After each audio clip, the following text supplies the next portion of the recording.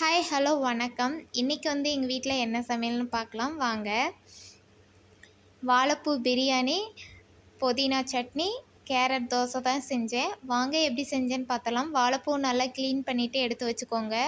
Biryani spices பட்டை, லவங்கம், பூ, கடப்பாசி, தேவையான ஸ்பைசஸ் எல்லாமே எடுத்துக்கோங்க. சோம்பு இதெல்லாம் ஒரு குக்கர் வச்சுக்கோங்க. குக்கரில் எண்ணெய் நெய் ரெண்டையும் சேர்த்துட்டு பிரியாணி ஸ்பைசஸ் எல்லாம் போட்டுக்கோங்க. போட்டுட்டு வெங்காயம் கட் பண்ணி 3 வெங்காயம் வச்சுருந்தேன், அதையும் சேர்த்து நல்லா கலர் மாதிரி வர அளவுக்கு வதக்கி எடுத்துக்கோங்க. வெங்காயம் வதங்குறதுல தான் பிரியாணியோட டேஸ்ட்டு இருக்குது அப்படின்னு சொல்லுவாங்க.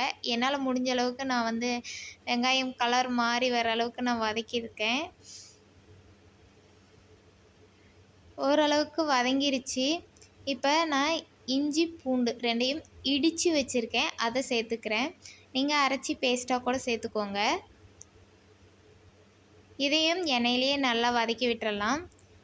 அதோட பச்சை வாசனை போனோடனே நான் 2.5 தக்காளி எடுத்து வச்சுருக்கேன். வாழைப்பூக்கு தகுந்த அளவுக்கு நீங்கள் தக்காளி சேர்த்துக்கோங்க. நீங்கள் எவ்வளோ சாப்பாடு செய்கிறீங்க, வாழைப்பூ எவ்வளோ போடுறீங்க, அதுக்கு தகுந்த மாதிரி எப்பவும் செய்கிற பிரியாணியை விட ஒரு அரை தக்காளி நீங்கள் ஜாஸ்தியாக சேர்த்துக்கோங்க. அப்போ தான் வாழைப்பூ பிரியாணி டேஸ்ட்டாக இருக்கும்.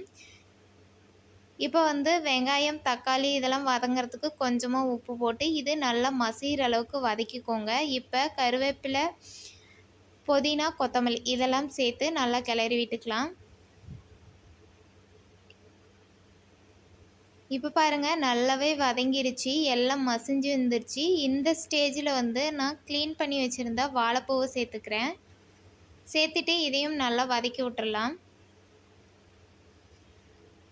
நான் வாழைப்பூ சின்னதாக இருந்தது, அதனால் நான் கம்மியாக தான் செய்கிறேன். பெரிய வாழைப்பூவாக இருந்தால் அதுக்கு தகுந்த மாதிரி நீங்கள் அரிசி எடுத்துக்கோங்க.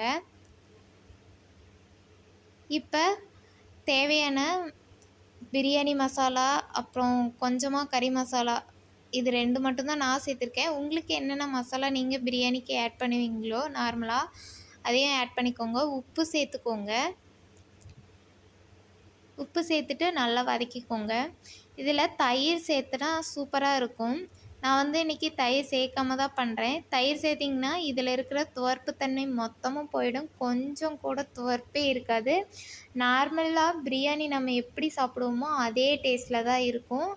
நீங்கள் ஒரு தடவை ட்ரை பண்ணி பாருங்கள், சூப்பராக இருக்கும். இப்போ தேவையான அளவு எவ்வளோ அரிசி எடுத்தீங்களோ அதுக்கு தகுந்த மாதிரி நீங்கள் தண்ணி எடுத்துக்கோங்க.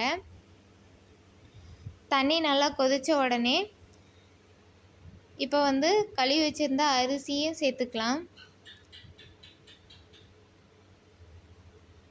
அரிசி சேர்த்துட்டு நல்லா கிண்டி விட்டுட்டு இந்த ஸ்டேஜில் நீங்கள் உப்பு, காரம் இதெல்லாம் செக் பண்ணிக்கோங்க. நல்லா கிளறி விட்டுட்டு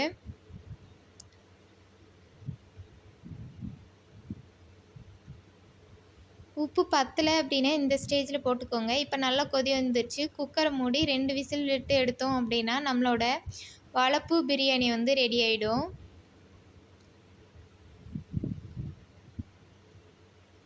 இப்போ பாருங்கள் நம்மளோட வாழைப்பூ பிரியாணி ரெடி ஆகிடுச்சு. சூப்பராக வந்துருச்சா உபரியா. நீங்கள் இதுக்காக தண்ணி எதுவும் சேர்த்துலாம் வைக்க தேவையில்லை. ஒரு 1/4 டம்ளர் மட்டும் தண்ணி கூட வச்சுக்கோங்க. ஏன்னா எண்ணெயிலேயே வாழைப்பூ நல்லா வதங்கிடும், அதனால தான். இப்போ அடுத்ததாக ஒரு கடாய் வச்சுக்கலாம். கடலைப்பருப்பு, உளுத்தம்பருப்பு இதெல்லாம் எப்பவும் போல் சட்னிக்கு என்னென்ன சேர்த்து அரைப்போமோ அதெல்லாம் நல்லா வறுத்து எடுத்துக்கலாம். ஃபஸ்ட்டு கூட சீரகம், வரமிளகாய் இதையும் சேர்த்து நான் எண்ணெய் ஊற்றாமல் தான் வறுக்க போகிறேன். இதை நல்லா கலர் மாறி வர அளவுக்கு வறுத்து தனியாக எடுத்து வச்சுக்கோங்க. இப்போ எண்ணெய் ஊற்றிக்கலாம். எண்ணெயில் சின்ன வெங்காயம், ஒரு துண்டு இஞ்சி, ஒரு 4 பூண்டு சேர்த்து நல்லா வதக்கிக்கோங்க கலர் மாதிரி வர அளவுக்கு. இப்போ கலர் மாறி வந்துடுச்சு. இந்த ஸ்டேஜில் தக்காளி ஒரு 2 தக்காளி கட் பண்ணி வச்சுருந்தேன், அதையும் ஆட் பண்ணிக்கலாம். ஆட் பண்ணிவிட்டு தக்காளி நல்லா வதங்குற அளவுக்கு வதக்கிக்கோங்க. தக்காளியில் இருக்கிற தண்ணியெல்லாம் சுண்டட்டும், அது வரைக்கும் வதக்கிக்கோங்க. இப்போ க்ளீன் பண்ணி வச்சுருந்த புதினாவை சேர்த்து நல்லா வதக்கிக்கோங்க. வதக்கிட்டு எல்லாத்தையும் நல்லா ஆற வச்சு நீங்கள் தேவையான அளவுக்கு சட்னிக்கு தேவையான அளவுக்கு உப்பையும் கடைசியாக சேர்த்துட்டு கொஞ்சமாக புளி சேர்த்துக்கோங்க.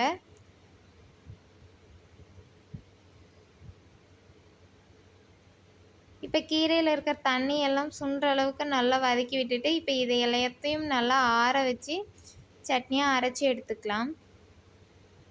இப்போ ஆறிடுச்சு. இப்போ வறுத்து வச்சுருந்த பருப்பு ஐட்டம்ஸ் எல்லாத்தையும் சேர்த்துட்டு கூடவே இந்த வதக்கி வச்சுருந்த மசாலா பொருளையும் சேர்த்து கொஞ்சமாக பொட்டுக்கடல சேர்த்து நீங்கள் தேங்காய் கூட சேர்த்துக்கலாம்.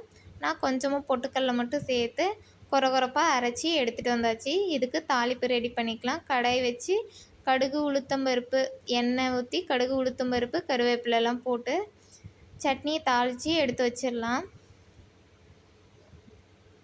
இப்போ கேரட் தோசையும் சுட்டாச்சு. இப்போ நம்ம வீட்டில் வாழைப்பூ பிரியாணி, கேரட் தோசை, புதினா சட்னி தான். இந்த வீடியோ பிடிச்சிருந்தா லைக் பண்ணுங்கள், ஷேர் பண்ணுங்கள், கமெண்ட் பண்ணுங்கள். தேங்க்யூ ஃபார் வாட்சிங் வீடியோ.